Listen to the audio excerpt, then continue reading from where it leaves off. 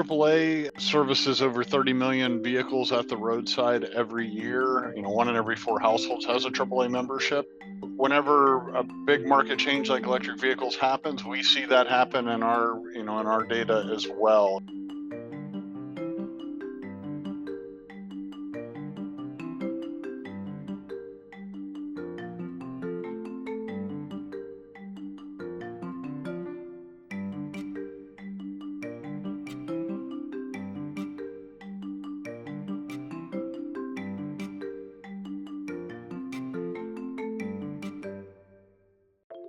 The reason there's more tire issues for EVs, it kind of comes down to two different things. Electric vehicles are about 30% heavier than a gasoline vehicle of the same size, and as a result, it puts a tremendous amount of strain. You combine that with the fact that electric vehicles can accelerate and stop very quickly, and it's all of the things that a tire doesn't like, having to go through all those forces. And then if you think about something that is 30% heavier and you hit a pothole, you've got about the same size tire on it that you would a vehicle that's 30% lighter, and bingo, you've got a lot of tire problems. And that, combined with the fact that they tend to wear tires out more quickly, there's a lot of tire related issues.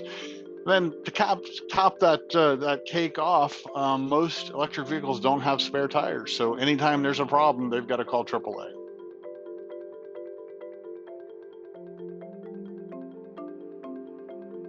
About 2% of the calls that we get are for people that have run out of gas. About 4% of the EVs that call us are for people that have run out of charge. So it's still a very small percentage of the overall population of the types of requests that we get, but it does exist, and range anxiety is a valid concern for people, particularly those that are using it for more than just commuting. AAA has set up 24 markets across the U.S. in which we have the ability to charge an electric vehicle at the roadside if it can be done safely. And if you're not in one of those markets, or that service is not available, or you're broken down along a roadway where it's not safe to sit and charge the vehicle, we'll tow you to the nearest charging facility.